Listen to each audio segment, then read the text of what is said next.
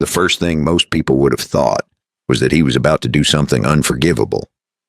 A bearded mountain man stood over a young woman in the middle of a burned summer field, his shadow falling across her like a verdict. She lay with her dress torn open in the grass, knees bruised, breath ragged, eyes open but unfocused. The kind of look that comes when fear has already run out and only waiting is left. If anyone had crested the rise behind him just then, they would have drawn the wrong conclusion.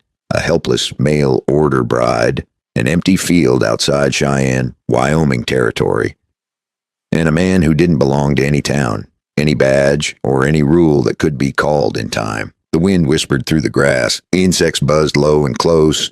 Far off, a lark took flight. Startled by something unseen, the man didn't kneel. He didn't speak. He stood there long enough for the moment to turn dangerous. The woman tried to move. Her fingers scraped dirt and stopped. Her throat worked once, twice, and failed her. Luke Maddox had learned over 46 hard years that rushing was how men made mistakes they could never undo. So he waited. And in that waiting, he saw what others would have missed. Boot print. More than one pair. Heavy soles. The kind worn by men who worked freight and thought nothing of it. A thin scar in the grass where someone had been dragged. And beyond that, faint but clear. A wagon track bending back toward town. They had not panicked. They had planned. They didn't leave her there out of cruelty alone. They left her there to erase a witness. And when they were done, they had left her here to let the sun finish the job. Luke stepped closer, slow enough not to startle her. His shadow crossed her face. She flinched. Then he did the thing no one would have expected. He didn't touch her. He shrugged out of his coat instead and laid it over her shoulders, covering skin that should never have been exposed to this kind of ending. Only then did he crouch, keeping his hands where she could see them. Easy, he said. One word, low, final. Her eyes flickered. A sound came out of her, thin as paper tearing. They said, she whispered, they said I was his bride. Luke's jaw tightened. That sentence had a way of finding men like him. No matter how far they lived from towns, he lifted a canteen and tipped it just enough. Small sips. He waited between them. She drank, turned her face away. Ashamed of needing even that, the July sun pressed down harder. Luke shifted his body so it blocked her from the open land.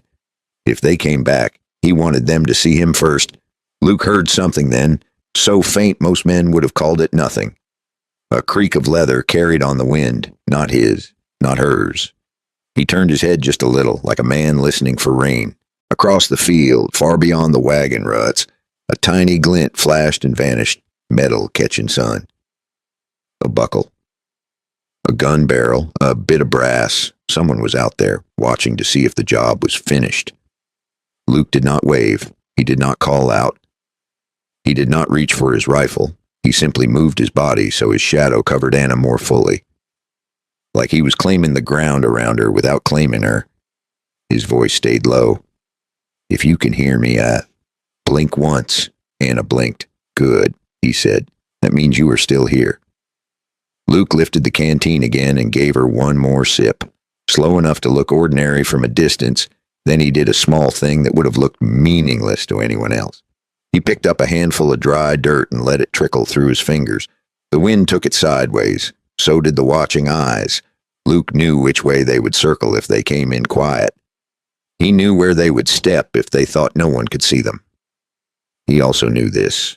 The kind of men who leave a woman to die do not like surprises, and Luke Maddox had just become a surprise they could not ignore. Before we go any further, I need to be clear with you about one thing. The story you are listening to is gathered and retold from many old accounts, with a few details adjusted to bring out its lesson and meaning. The images used in this video are created by AI to help deepen the emotion and atmosphere, not to mislead. If this kind of story is not for you, that is all right. Take care of yourself, rest early, and keep your strength. But if you stay, and if something about this moment already has you leaning closer, leave a comment and let me know. These are the stories worth telling. Luke lifted her then, carefully. She weighed less than she should have, and that worried him more than the bruises. He carried her toward a thin line of cottonwoods near a river bend, where shade at least pretended to exist every step. He listened. The wind stayed steady. The insects didn't scatter. No hooves, no wagon creak. That didn't mean they were safe. It only meant the clock was still ticking. If the men with the wagon came back, they would come back quiet. She stirred against his shoulder. Are you? She started, then stopped. Her voice failed again. No. Luke said just that. When he laid her down in the shade, she finally looked at his face. Really looked. Older than she had first thought. Eyes set deep, steady, measuring, not kind exactly, but controlled. What's your name? He asked. Anna. She said, Annabelle Mercer, same last name. No blood between them, just bad luck. He nodded once, fixing it in his mind like a landmark. I'm Luke, she swallowed. They took everything, she said. My trunk, my papers, my money. Luke glanced back toward the field, toward the bend in the wagon tracks. Not everything, he said. He reached into the torn lining near her waist and drew out a folded scrap she had not even remembered hiding. They took her trunk, but they didn't think to check the lining. A piece of paper creased and dirty, stamped with ink that meant nothing to her and everything to him. Union Pacific. Rawlins. She watched his face change. They said it was nothing. She whispered, just papers. Luke folded it and slipped it into his vest. Men do not leave women to die over nothing, he said. The wind shifted. Carrion birds circled farther off. Disappointed, Luke stood and scanned the land again. If they were smart, they would come back at sundown, just to be sure. He looked down at Anna. That means we move now. He helped her sit. Slow, deliberate. As he settled her against the cottonwood, one thought settled hard in his chest. This was not just a rescue. This was a choice, out here. Saving one life often meant inviting another kind of trouble to follow you home. So here's the question I want you to carry forward. When a mountain man finds a mail order bride left to die in an empty field, is he only doing what any decent man should, or has he just stepped into a fight that was meant to stay buried? And what happens when the men who left her there realize she's still breathing? Luke didn't wait for the sun to dip. Waiting was what men did when they wanted to be found. He tightened the cinch, lifted Anna with care, and set her sideways on the saddle so the movement would not tear what little strength she had left. She bit down once, then nodded. That was all the permission he needed. They moved east first, slow and steady, keeping the cottonwoods between them and the open field. Luke didn't look back right away. Looking back taught fear where you were going. The land spoke if you knew how to listen.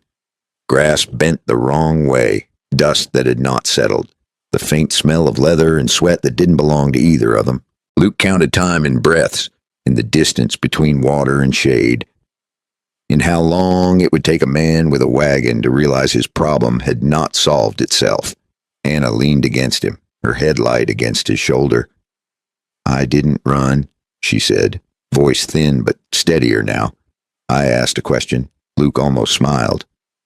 Almost. That was usually how it started. She told it plain, without drama. She had arrived in Cheyenne with a name and a promise. A room had been waiting, so had smiles that didn't last. At the freight office, she had seen papers being swapped, marks changed, numbers that didn't match what was being loaded. She had said it out loud, just once. After that, the tone changed. After that, the field. Luke listened without stopping her, but his eyes never left the land ahead. Men who moved freight didn't like witnesses. Men who paid off others liked them even less. They reached a low draw where the wind ran cooler. Luke slid down first, then helped Anna off the saddle. He gave her water, a bite of dried meat. You will walk some, he said. Not far, just enough to keep your blood moving. She nodded again. They moved on. By the time the sun started to tilt, Luke had made up his mind. They were not going back to Cheyenne. Not tonight. Not ever. Towns were useful, but only when you knew who owned them. Right now, Cheyenne belonged to someone else. They cut south, angling toward the rail line without touching it. Close enough to follow. Far enough not to be seen. That was when Luke heard it. Hooves, not close, not far, Just enough to matter. He slowed, counted, 2, maybe 3. Anna felt it too. Her hand tightened on the saddle. They found us, she said. Luke shook his head. Not yet. They are checking. He guided them into a shallow wash and waited. The sound passed, moved on. Luke exhaled. If those men had been sure, they would not have ridden past. That meant someone was still guessing. They reached Luke's cabin at last, tucked against a stand of scrub and rock that did a good job of pretending to be nothing at all. It was not much. One room, a stove, a bed that had known better days. It was enough. Luke cleaned her wounds with water and patience. No speeches, no promises. When he was done, he stepped back. You will live, he said. She closed her eyes, and for the first time since the field, she slept. Luke did not. He sat outside with his rifle across his knees and watched the stars come out, one by one. This was the part men forgot about when they talked themselves into helping. The waiting. Near midnight, he heard it. A wagon, far off, moving slow. He didn't move. If they were smart, they would check the field first, then the river, then the road. The wagon passed without turning. Luke smiled once, thin and humorless. They had chosen wrong. Morning came hot and early. Anna was awake when he came in. She tried to stand and failed. Easy, Luke said. She laughed, soft and surprised. You say that a lot. It saves time, he replied. They ate. They planned. Luke laid it out simple. There was a freight office name on that paper. Rawlins. That meant a rail handoff. That meant men who thought themselves untouchable. Anna listened, eyes clear now. I can point him out. She said, the one who smiled when it happened. Luke nodded. That helps. They left the cabin before noon, moving light. By the time they reached the outskirts of Cheyenne again, Luke felt it. Eyes. Too many. At the store, a man lingered too long. At the water trough, another looked away too fast. And then there was Deputy Nolan Briggs. He tipped his hat like they were old friends. You seen anything strange out your way? Luke, he asked. Luke didn't stop walking. Plenty strange. He said, none of it new. Briggs smiled. Careful out there, he said. Summer's hard on folks. Luke felt Anna stiffen beside him. That was enough. They didn't stay. They rode until the land thinned and the sound of town fell away. Anna let out a breath she'd been holding since morning. He knew. She said. Luke nodded. He knows something. That's worse. They camped that night where the ground dipped and the wind didn't carry sound far. Luke built a small fire and kept it low. Anna watched him for a long moment. You could have ridden on, she said. Left me. Luke shrugged. Could have. She waited. Why didn't you? Luke poked the fire once. Because someone else already did. That was the closest he came to saying more. By morning, the plan was set. They would go to Rawlins, not to hide, to stand where people watched. Sometimes the safest place was not the quiet one. Before we go on, let me say this. If you are enjoying the way this story is unfolding, take a second and subscribe to the channel. It helps keep these old stories alive.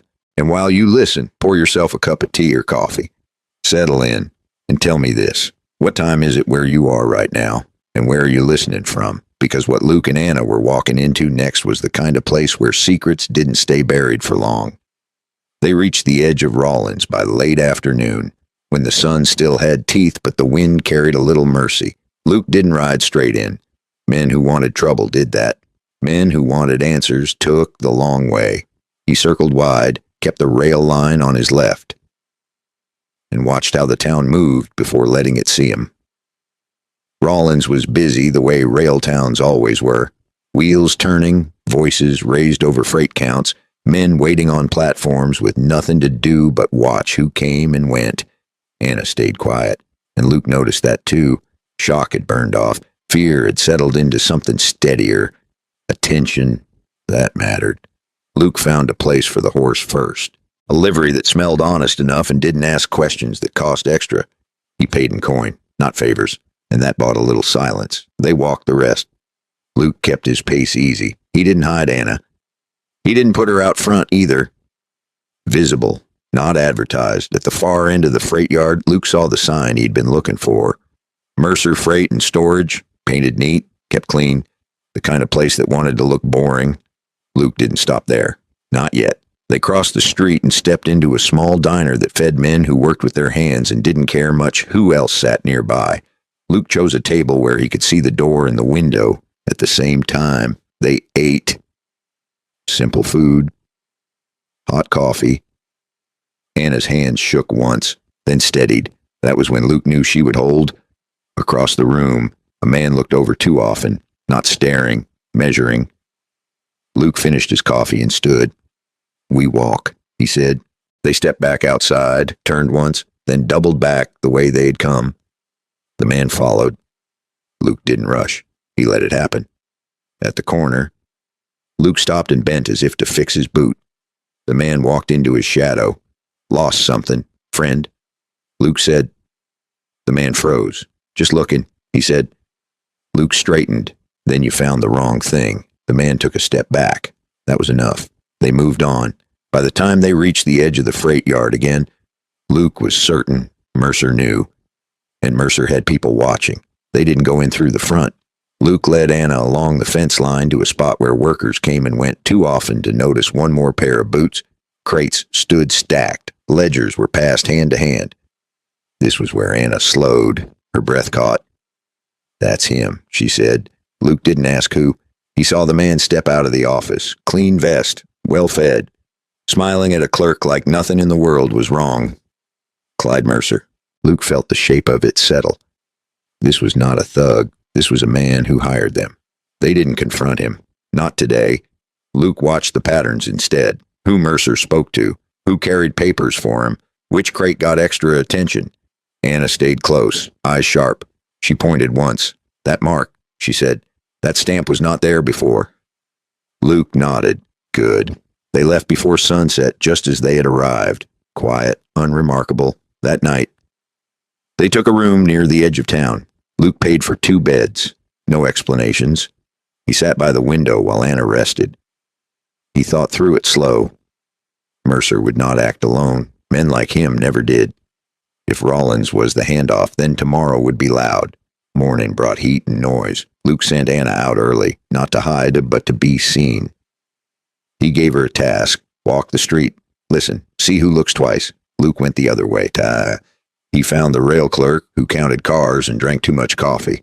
Asked a few questions that sounded harmless. By noon, Luke had what he needed. A shipment was moving that night. Papers would change hands. Mistakes would be buried.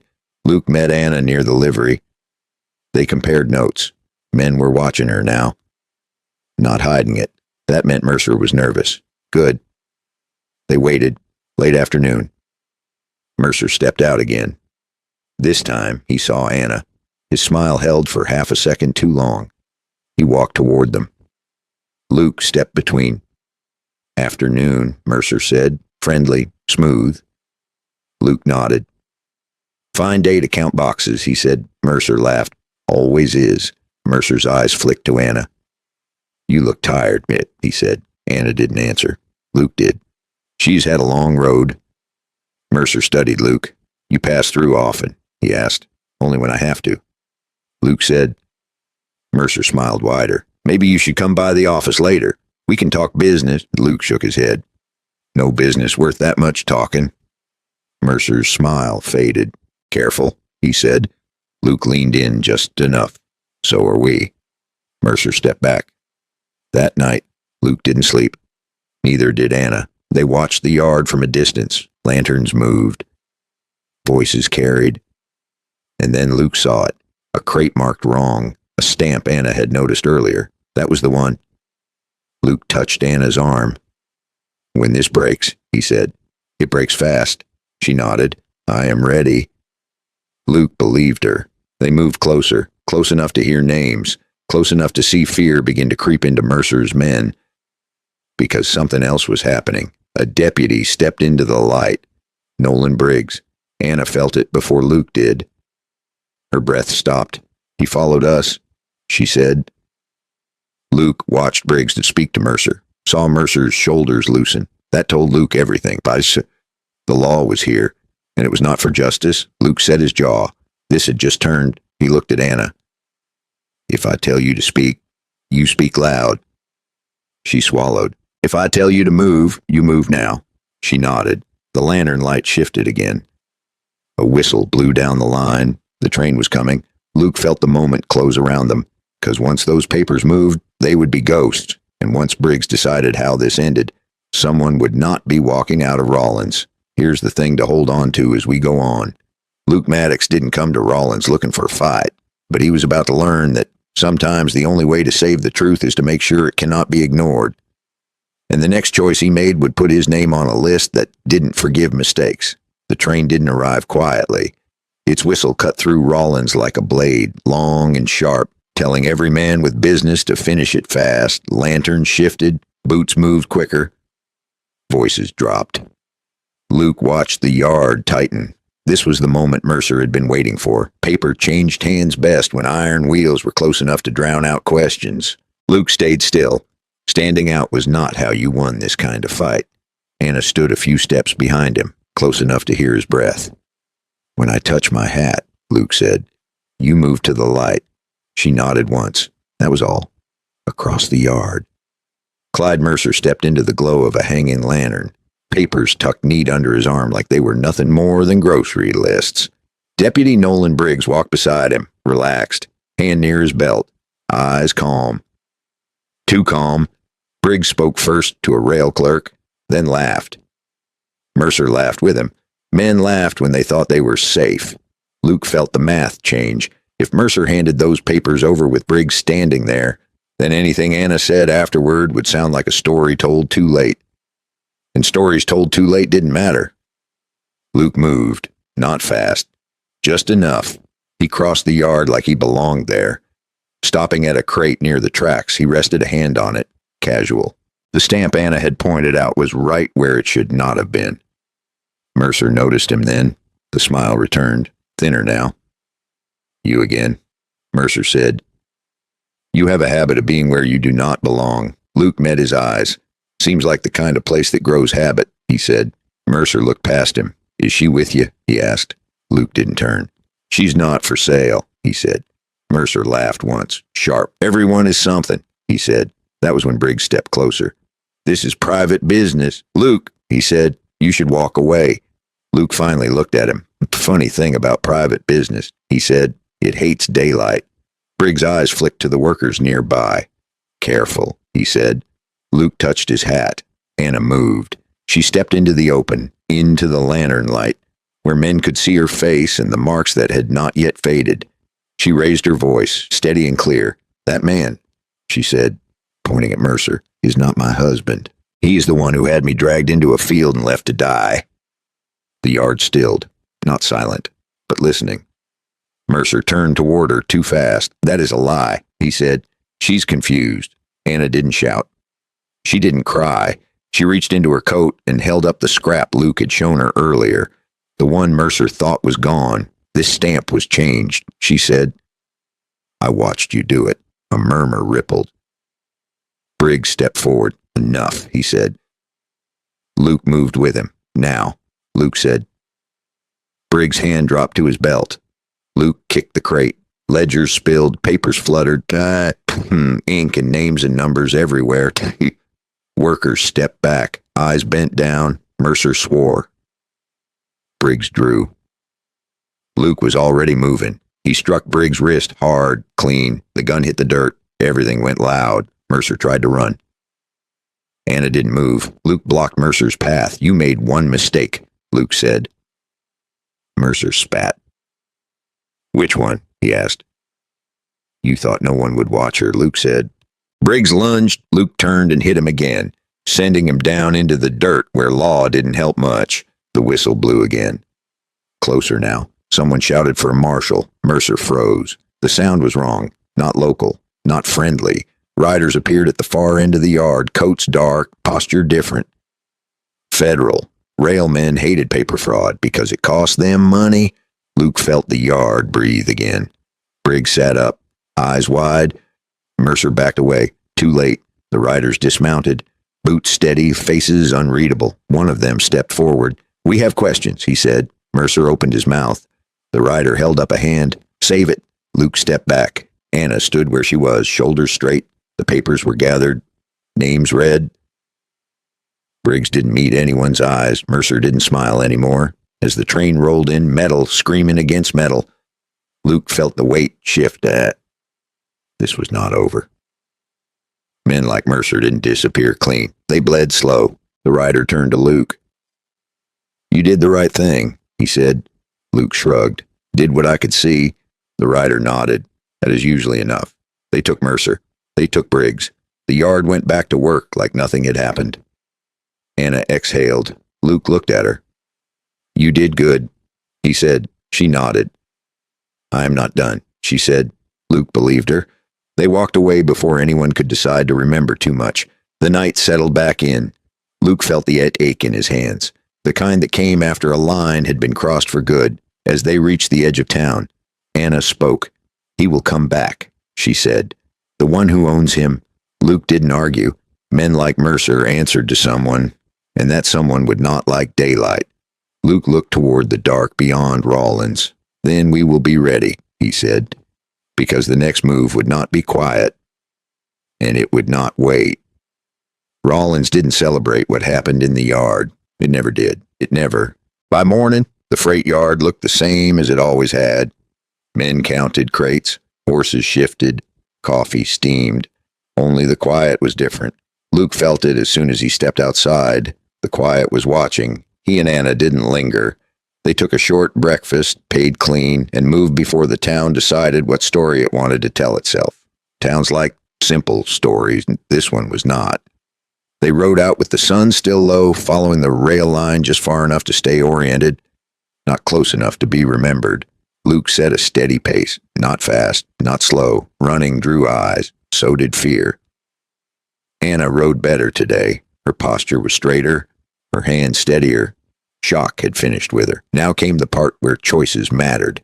They camped before noon in a cut of land where sound died easy.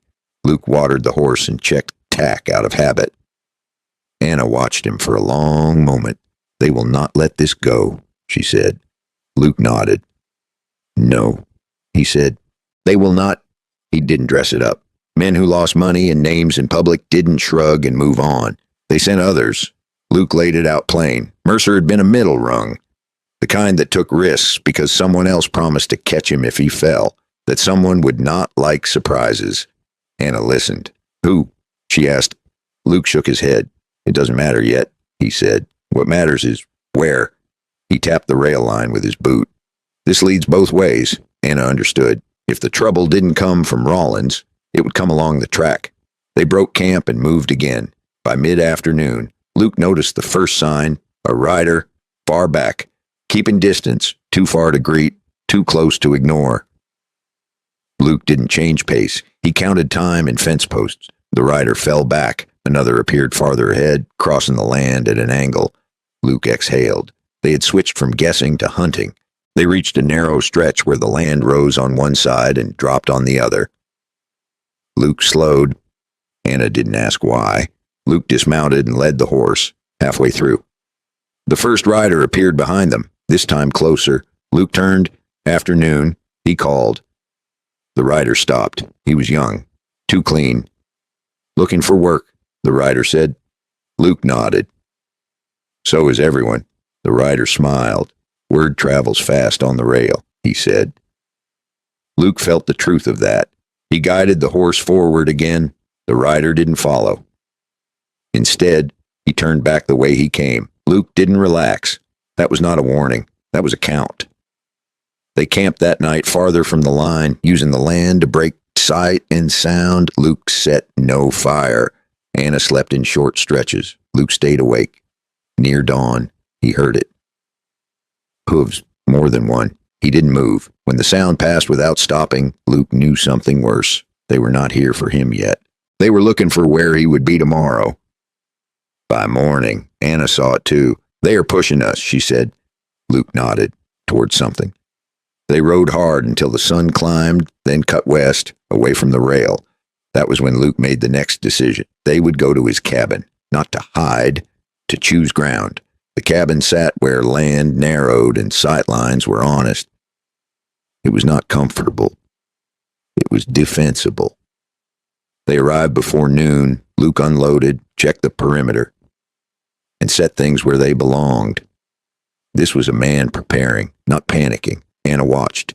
"You have done this before," she said. Luke paused. "Once," he said. "That was all." They ate in silence. Then Anna spoke. "They thought I was nothing." She said, "Something to move and throw away." Luke met her eyes. They were wrong. She held his gaze. "So were you." "At first," she said. Luke almost smiled. "Fair." By mid-afternoon, the visitors came. 2 men, both riding easy, both armed. They stopped short of the cabin. One called out, "We're looking for a woman," he said. Luke stepped into the open. "You found a man instead," he said. The riders exchanged looks, just questions. One said, Luke shook his head. Wrong place. The riders didn't press. They turned and rode off. Anna let out a breath. That was not the worst of it. Luke said, "No." That night, Luke sent a message, not by wire, by rider, an old debt, an older name. He didn't explain it to Anna. He didn't need to. By the time the rider left, Luke knew the clock had changed. They were no longer reacting. They were drawing attention on purpose. Morning came with heat and dust. Anna stood on the porch and looked out. "I could leave," she said. "Now." Luke shook his head. "You could," he said, "but they would follow you harder." She nodded. "Then I stay." Luke accepted it that afternoon. The sound came again. This time, it didn't pass. 3 riders, then 4. They stopped within sight. The lead man dismounted. He wore a vest too nice for the road. His name was Pierce Calder, and Clyde Mercer answered to him. "We need to talk," he said. Luke stepped forward. "You missed your chance," he said. The man smiled. "You're not the one I'm here for," he said. Anna stepped beside Luke. "I am," she said. The man looked at her. "There you are," he said. Luke felt the line snap tight. He set his feet. The man raised a hand. "Not today," he said. "Soon." They rode off. Anna felt the fear rise again. Luke didn't soften it. "That was the owner," he said. "The one Mercer answered to." Anna swallowed. "What happens now?" Luke looked at the land. "Now," he said, "we stop running. Because the next time those men came back, they would not be counting. They would be collecting, and Luke Maddox was about to make sure the price went both ways. Luke didn't waste the morning. Men who planned to stand their ground did not. He rose before the light burned the edges of the land, checked the horse, and walked the perimeter like he was reading a map only he could see. Every rock had a use. Every narrow pass told a story. Anna watched from the porch, wrapped in a blanket, coffee cooling in her hands. "You are setting traps," she said. Luke nodded. Ground teaches faster than words. He showed her what to notice, where sound carried, where it died, how a man's shadow betrayed him before his boots ever did. Anna listened. She didn't interrupt. She didn't argue. That told Luke more than questions ever could. By mid-morning, Luke had made another choice. They would not wait at the cabin. Waiting was how men got surrounded. They packed light and moved into the broken ground east of the ridge, where scrub and rock forced riders to slow and separate. It was not comfortable. It was honest. They set up where the land narrowed and sight lines crossed. Luke showed Anna where to stand if things went bad. Not to fight, to be seen. That was her role now. By noon, the heat came on hard. Luke felt it in his joints, old aches waking up. Anna felt it too, but neither of them complained. The first sign came shortly after. Dust, high, wide. Luke counted. 4 riders. Same number as yesterday, closer this time. Luke didn't hide. He stepped into the open and waited. The riders spread without thinking. That was their mistake. Luke fired once, not at them. At the ground in front of the lead horse. The horse reared. The riders pulled up. The lead man raised a hand. Easy. He called. Luke didn't answer.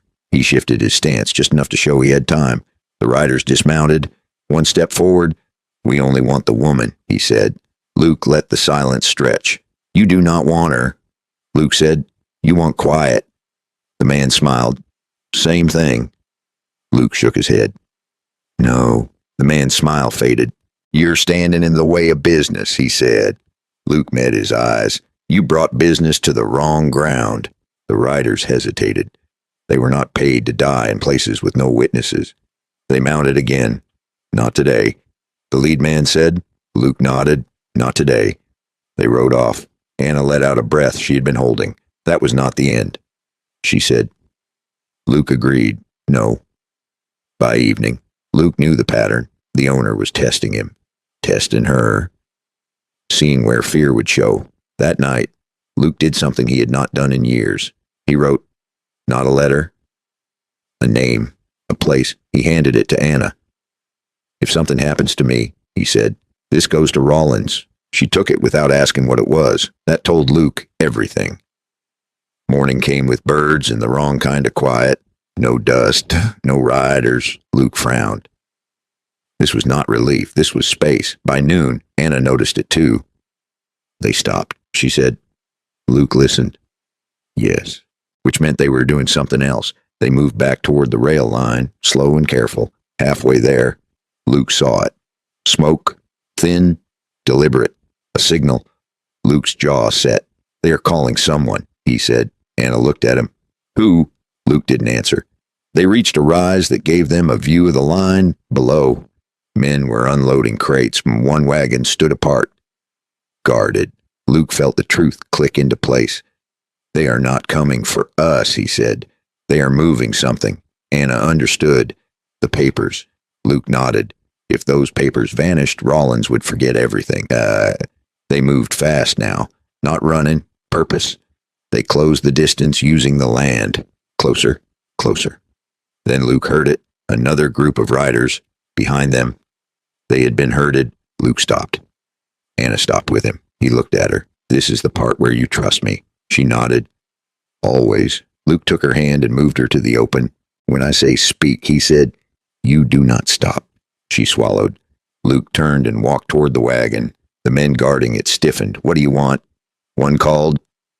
Luke raised his voice. You already know, he said. The riders behind them crested the rise. The men at the wagon turned. Confusion rippled. Anna stepped forward. She spoke. Loud. Clear. That man, she said, pointing at the wagon boss, works for the one who left me to die.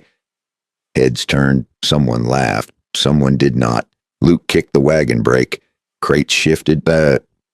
Papers slid. A ledger fell open. Names, numbers, the wrong ones. That was enough. Shouts broke out. The riders behind them charged. Luke moved. Fast now. He struck the wagon boss, knocked him down, and kicked the ledger into the open. Men crowded. Someone yelled for a marshal. The sound of hooves changed. Not hired men. Authority. That old debt Luke called in was finally riding this way. The riders slowed. The wagon boss scrambled. Too late. Anna didn't stop speaking.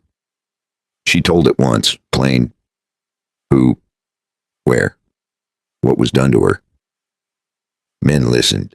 They always did when the truth came out loud enough. By the time the dust settled, the wagon was surrounded. The riders were gone. Luke leaned on the wheel, breathing hard. Anna stood beside him. You did that, he said. She shook her head. We did. Luke believed her. But as the first lawman stepped into the circle, Luke felt it. This was not the end, because the owner would not lose quietly, and the next move would not be about papers. It would be about blood. Luke looked at Anna, and for the first time since the field, he wondered if he could keep her alive through what was coming next. The lawmen didn't rush it. They never did when something felt bigger than a single crime. Luke stood back while questions were asked and names were written. He watched who spoke first and who stayed quiet. That told him more than answers. Anna gave her account once. Plain, straight, no shaking this time. Men listened. Some looked away. Some did not. The ledger was wrapped and carried off. So were two of the guard. The rest were told to wait. Waiting was not a kindness. By the time the sun slid low, word had already moved along the rail. Not the truth. A version. Versions were dangerous. Luke felt it in the way men glanced and measured. in the way a few riders left town too fast. He didn't relax. He never did after the noise stopped. That night, they were offered rooms. Luke declined. He chose a spot outside town where the land dipped and sound had to work to reach you. They made a small fire and kept it honest. Anna sat close, knees drawn in. "They will come," she said. Luke nodded. Yes. Not because they were angry, because they were embarrassed. Embarrassment made men reckless. Luke checked his rifle and set it down. Then he did something Anna didn't expect. He sat, not watching the dark, watching her. "You need to understand something," he said. She waited. "If you walk away tomorrow," he said, "you might make it. If you stay, you will be hunted for a while." Anna didn't answer right away. "I have been hunted already," she said. "At least now I know why." Luke almost smiled. Fair enough. Morning came with heat and dust, and the lawmen returned early. One of them spoke quiet to Luke. "The owner wants a meeting," he said. Luke didn't ask who, where. He asked, "Outside town." That was expected. Luke told Anna. She shook her head. "No," she said. Luke frowned. "It is not a request," he said. "Then it is not your decision alone," she said. Luke studied her. This was not fear talking. This was resolve. "All right," he said, "but you stand where I can see you." They rode out under a sky too clean for what was coming. The place was a shallow basin with room enough to pretend no one was listening. 3 riders waited. The man in the vest dismounted first. He was older than Luke had expected. Calm, careful. That surprised Luke. "You caused trouble," the man said. Luke nodded. "You brought it with you?" The man smiled. "You embarrass good people," he said. Luke shrugged. "They embarrassed themselves." The man's eyes moved to Anna. She took a step forward. "I am not for sale," she said. The man sighed. "This is not about you," he said. Anna held his gaze. "It started with me," she said. Luke felt the shift. The man had not expected that. He turned back to Luke. "You are a problem," he said. Luke met him square. "You are a habit," Luke said. "Habits get broken." The man's smile faded. He raised a hand. "We can make this stop," he said. Luke waited. "Leave the territory," the man said. "Both of you. By tomorrow." Luke shook his head. "No." The man's jaw tightened. "You think the law will save you?" he said. Luke shook his head again. "No." The man laughed softly. "Then you are not thinking straight." Luke glanced at Anna, then back. "We are thinking clearly," he said. The man mounted. "Last chance," he said. Luke stepped forward 1 pace. "You already had it." The riders turned and left. Anna let out a breath. "That went better than I thought," she said. Luke didn't agree. "No," he said. "That was a promise." They rode back toward town. Halfway there, Luke heard it. A shot.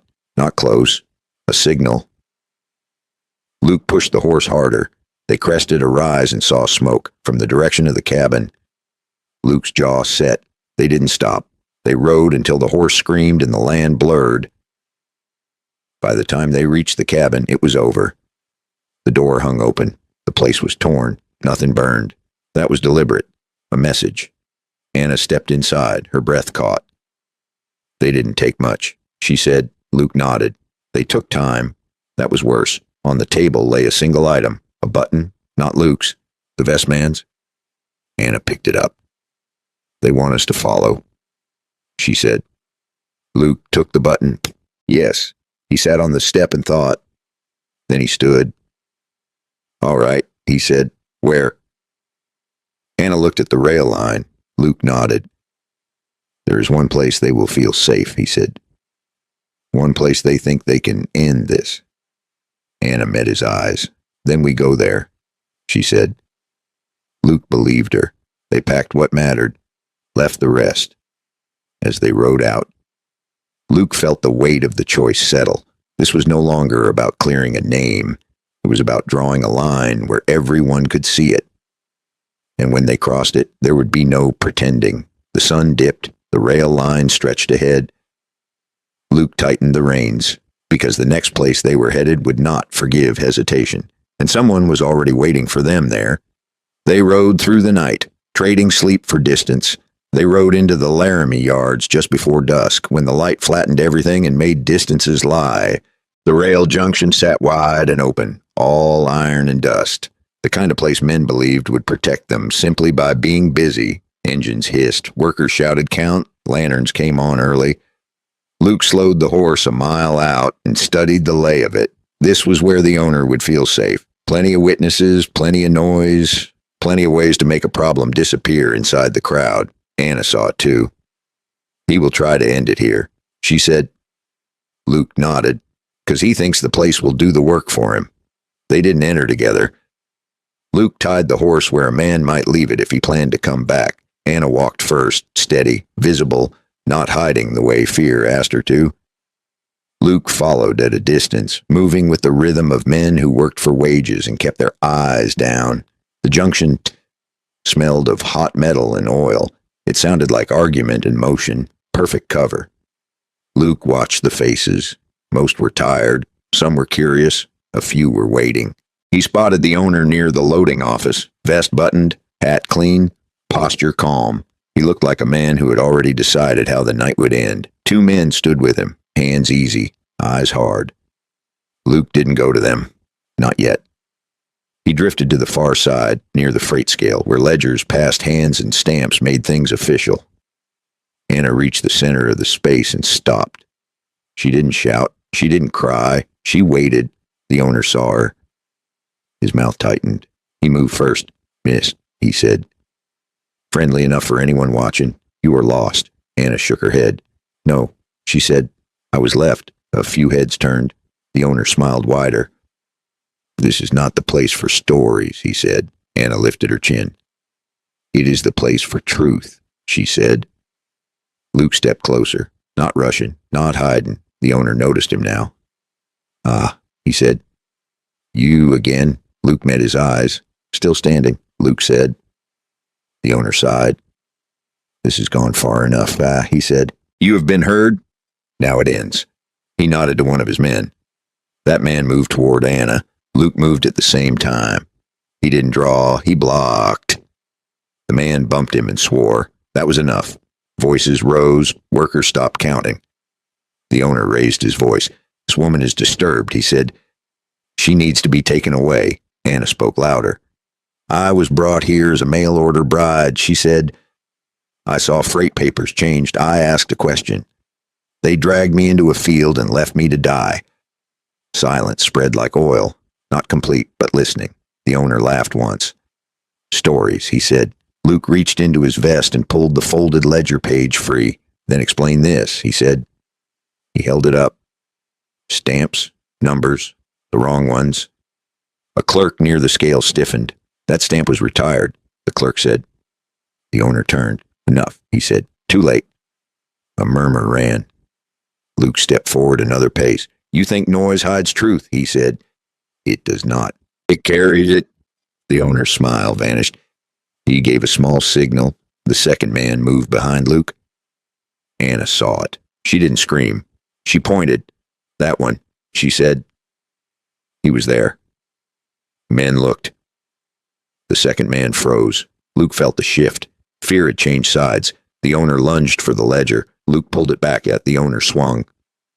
Luke took it on the shoulder and answered once, clean, hard. The owner stumbled. Shouts broke loose. Someone ran.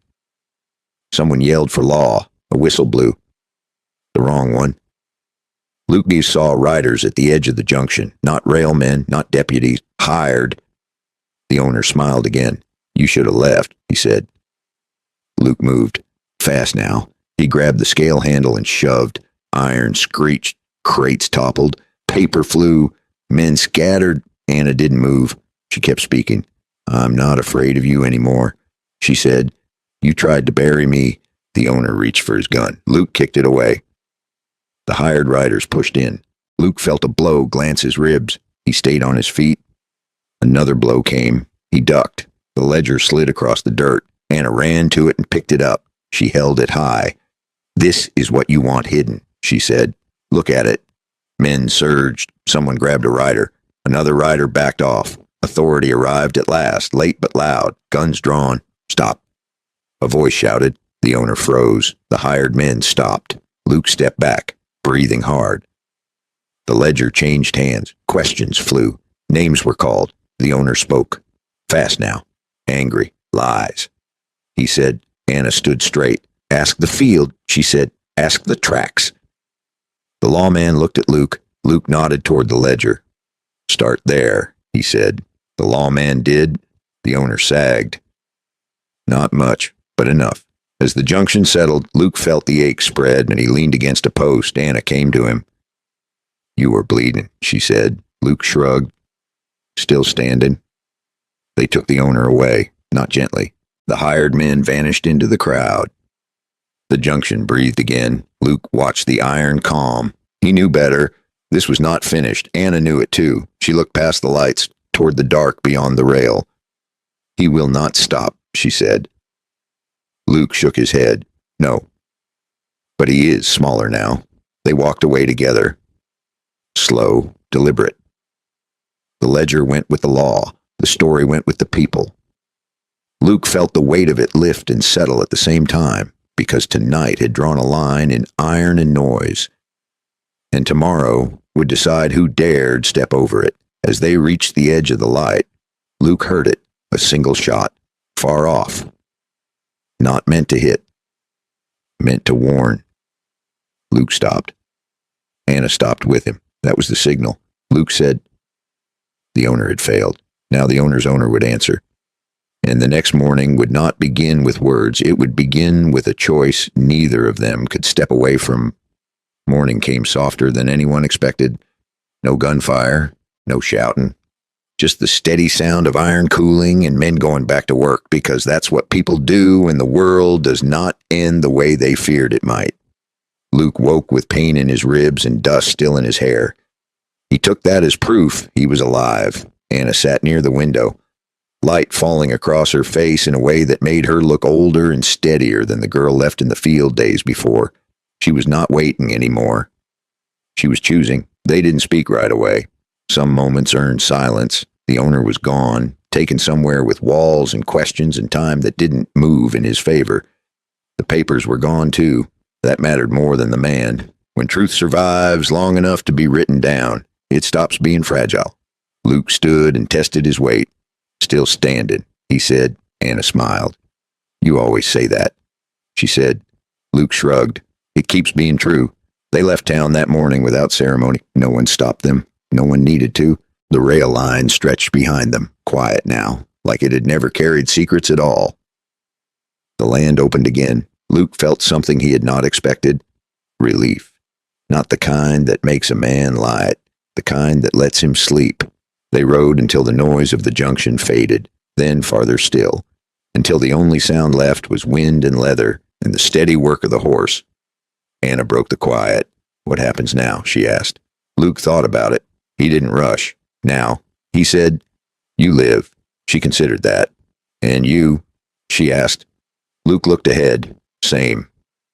They reached the cabin by afternoon. It stood the way it always had. Scarred, solid. Luke unpacked what little they carried. Anna stepped onto the porch and breathed in. "I thought being alive would feel louder," she said. Luke smiled. "It gets quieter," he said. "That is how you know it is real." Days passed, then weeks. The world didn't end. It adjusted. Word traveled the way it always does. Bent. Incomplete. Some said Luke was reckless. Some said he was lucky. A few said he had been right. Luke didn't care which story won. Anna healed in small ways that mattered. She learned the land, learned how to read clouds and shade and when to stop pushing. She learned how to say no without apology. Luke watched and said little. That was his way. One evening, as the sun went down slow and kind, Anna sat beside him with a cup of coffee gone thin. "I stayed," she said. Luke nodded. "You did." "Not because I had nowhere else to go," she said. Luke looked at her then. "Good," he said, because staying out of fear only looks like choice. She smiled at that. Love didn't arrive like a story would promise. It showed up because they matched in the only way that mattered. They chose the same hard road for the same honest reasons. It didn't announce itself. It showed up as work shared, as quiet trust, as two people choosing the same morning without asking for guarantees. I want to pause here for a moment and speak to you directly because stories like this have a way of reaching past the screen. I have thought a lot about why this one stayed with me. It is not about the violence. It is not about the West or the railroads or the men who thought they could bury the truth. It is about the moment Luke didn't ride past. And it is about the moment Anna decided she would speak, even when her voice shook.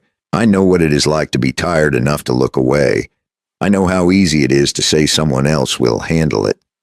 Most of us do not wake up wanting to be brave. We wake up wanting the day to be manageable. But life does not always ask for what we want. Sometimes it places a choice in our path and asks who we are willing to be when no one is keeping score. Luke didn't save the world. He didn't become a hero carved in stone. He did something smaller and harder. He stood still when it would have been easier to keep moving. Anna didn't become strong overnight.